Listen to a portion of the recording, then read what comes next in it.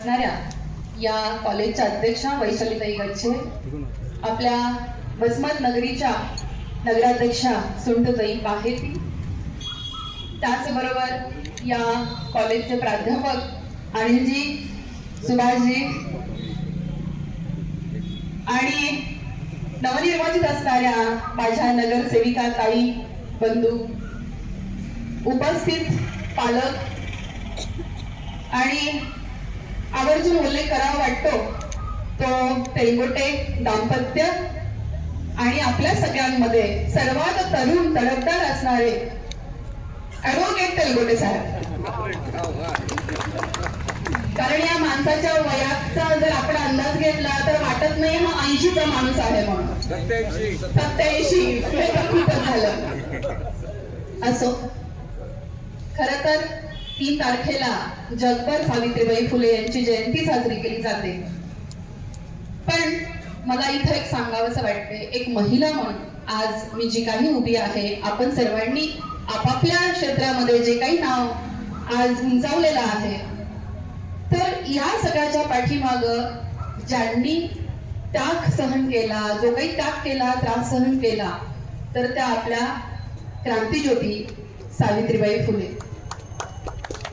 या सगळ्याचा विचार जर केला तर तुम्ही आता आपण या 21व्या शतकात जगत असताना आपण विचार करा की 200 वर्षापूर्वी ज्या महिलेला उंबरठ्याच्या बाहेर सुद्धा पाऊल टाकता येत नव्हतं तिच्या मर्जीने, तिथे ही महिला, ही विश्वजननी उंबरठ्याच्या बाहेर पाऊल टाकते आणि आपल्या सर्व महिलांसाठी पहिली शाळा उघडी करते.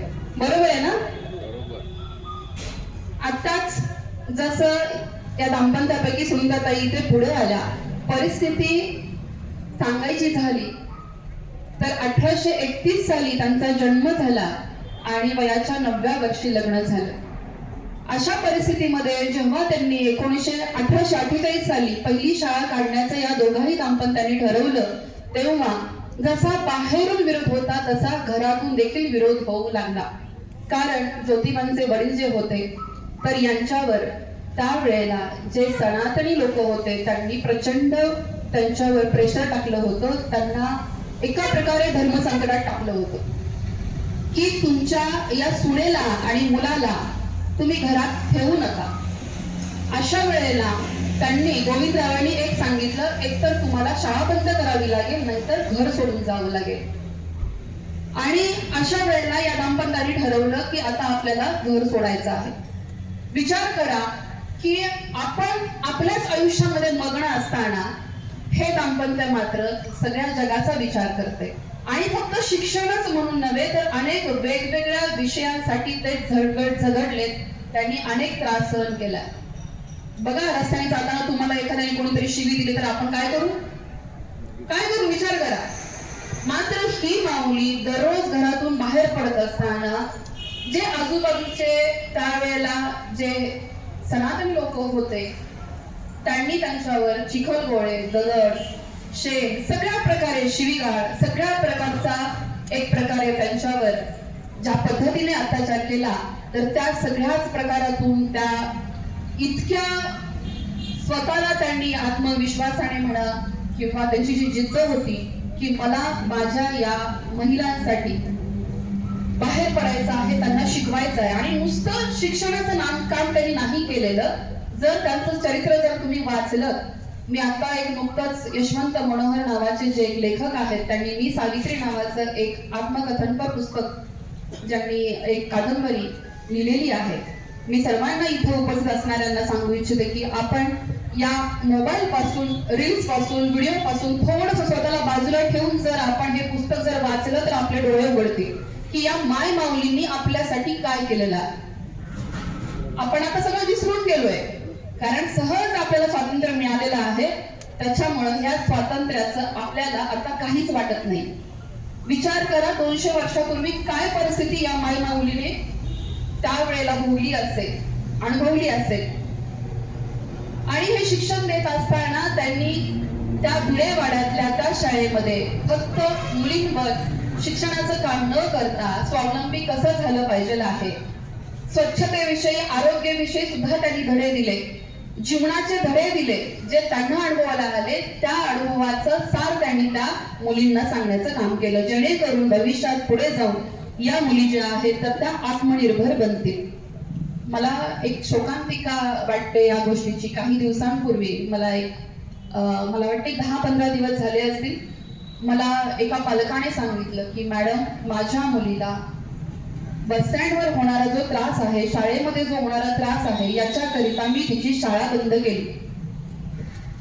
किती मोठी शोकांतिका आहे मला सांगा, की त्यावेळेला खंडू नवसे पाटील यांनी जे संस्कार त्यांच्यावर जे बीजारोपण केलं असेल, त्या बीजारोपणामुळेच आणि ज्योतिबांची साथ होती म्हणूनच त्या विरोधाला खरं तर त्यावेळेला त्यांनी सामोरे गेल्या. मात्र आज सुद्धा एक मुलगी जी आहे ती त्या विरोधाचा संघर्ष नाही करू शकत आहे. का नाही करू शकत आहे? तर आपल्याच पालकांनी आपले हात किंवा आपलं मन जे आहे ते बळकट केलेलं नाहीये. आपण काय म्हणतोय, आता फक्त आधुनिकतेचा आपण विचार जर केला तर आधुनिक फक्त आपली वेशभूषा, रंगभूषा एवढंच होते, पण विचारांनी अद्यापही आपण आधुनिक नाहीत. माझ्या आता समजा की मी 600 किलोमीटर वरून इथं आले, मी काम करतेय, बरोबर आहे, मी माझ्या पायावर उभी आहे. मात्र समाजात काम करत असताना आपल्याला अनेक प्रकारे वेगवेगळ्या गोष्टींना सामोरं जावं लागतं.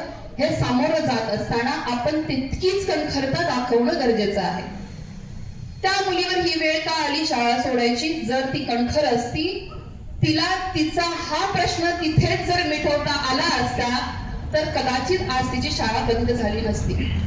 मी काही दिवसानंतर त्या पालकांचं परत पुन्हा एकदा मला असं वाटतं की समजून सांगून समुपदेशन करून त्या मुलीला पुन्हा शाळेमध्ये त्यांनी ऍडमिशन तिचं घ्यावं याच्याकरिता मी प्रयत्न करणार आहे. परंतु ही परिस्थिती वसमत सारख्या गावामध्ये जर असेल तर अजून तुम्ही सगळ्यांनी विचार करायला हवा खेड्यापाड्यामध्ये काय परिस्थिती असेल. आणि म्हणून मला आज तुम्हा सगळ्यांना पुन्हा एकदा सांगावं वाटतं की इथं आता पालक आहेत, पालकांनी आपल्या पाल्यांकडे थोडं लक्ष द्यायला हवं.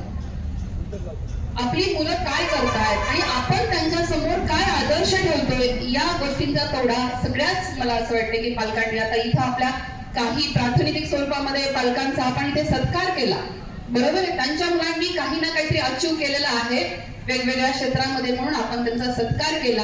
अशीच आपली मुलं जी आहेत ती सुसंस्कारित घडावीत याच्याकरिता म्हणून आपण सगळ्यांनी प्रयत्न करणं अपेक्षित आहे.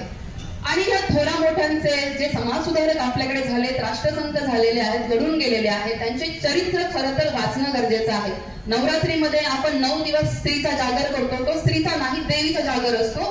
खऱ्या अर्थाने 3 जानेवारी पासून 12 जानेवारी पर्यंत आपण या 10 दिवसामध्ये या नारी शक्तीचा, स्त्री शक्तीचा जागर करणं आवश्यक आहे. इथं बसलेल्यांपैकी मी म्हणेन, मी पुरुषांना नाही विचारू शकणार, पण स्त्रियांना तरी माहिती आहेत का आपल्या भारतातल्या 10 समाज सुधारक स्त्रिया माहिती आहेत का? विचार करू आपण बरं का. मी हे तुमचं नॉलेज चेक करण्याकरता नाही आलेले. आपण विचार करण्याची गोष्ट आहे की ज्यांनी आपल्यासाठी खस्ता खाल्ल्यात त्यांना तरी आपण आपल्या आठवणीत ठेवतोय का? सगळं विस्मरणात गेलेलं आहे. थोडा वेळ काढा, त्यांचं चरित्र वाचा. आज आपल्याकडे महागुरु आहेतच, गुगल बाबा, बरोबर आहे, सगळं सांगतील तुम्हाला. परंतु याच्या व्यतिरिक्त मार्केटमध्ये जाऊन अगदी 70-80 रुपयांपासून तुम्हाला पुस्तकं मिळतील. ती पुस्तकं घेऊन वाचण्याचा प्रयत्न करा. तुम्ही वाचत असाल तर तुमची मुलं देखील वाचतील. आणि नुसती वाचणार नाहीत तर जगाच्या या सगळ्या आटाटोपामध्ये मी म्हणणे की जी काही संकट येतील, समस्या असतील, अजून वेगवेगळ्या गोष्टी असतील तर ती वाचतील, कारण तुम्ही त्यांना ते संस्कार देणार आहात. मी फक्त आजच्या या निमित्तानं एवढंच सांगेन की जर स्त्री शिकली तर दोन्ही कुटुंब शिकले जात आहेत किंवा त्यांची प्रगती होतीये. आज समाजात फक्त पुरुषाच्या बाबतीत विचार न करता स्त्रीला देखील तितकंच महत्व दिलं गेलं पाहिजे आहे. स्त्री जर शिकली तर आपण म्हणतो की समाजाचा सुद्धा विकास होईल. म्हणजे अगदी डॉक्टर बाबासाहेब आंबेडकरांनी सुद्धा सांगितलं होतं की एखाद्या देशाचा विकास कशाच्या आधारे आपण तो तुलना केली गेली पाहिजे आहे, तर त्या देशातली महिला तिची स्थिती काय आहे, तिचं शिक्षणाचा जो काही रेशो आहे त्याच्यावरून आपण त्या देशाची प्रगती जी आहे तर ती आपण पाहिली गेली पाहिजे. म्हणजे विचार करा, डॉक्टर बाबासाहेब आंबेडकरांनी हिंदू कोड बिल विधिमंडळामध्ये मान्य नाही झालं म्हणून कायदे पंडित किंवा कायदे तज्ञ असताना त्यांनी सांगितलं की मी राजीनामा देत आहे. किती मोठं धैर्य आहे ते त्यावेळेला. म्हणजे आपल्या केवळ एकाच समाजासाठी म्हणून नाही तर त्या अभाल वृद्धांपर्यंत या लोकांनी आपल्यासाठी काम केलेलं आहे. आणि या जातीपातीच्या धर्माच्या ह्या ज्या काही पेढ्या आहेत तर त्या आपण सगळ्यांनी अजून सुद्धा आपण तिथंच अडकलेलो आहोत हे सगळं बाजूला ठेवायला शिका. याच निमित्तानं मी तुम्हाला एवढंच सांगेन. आणि खऱ्या अर्थाने त्यांची जयंती जी आहे ती आपण साजरी करू. हे जर करायला शिकलो तर त्यांचा जन्म उत्सव जो आहे तर तो साजरा केला असं मला वाटतं. मी एवढंच या निमित्तानं बोलते. आपण मला इथे बोलवलं त्याच्याबद्दल मी आपल्या सर्वांची खूप सारी आभारी आहे. धन्यवाद.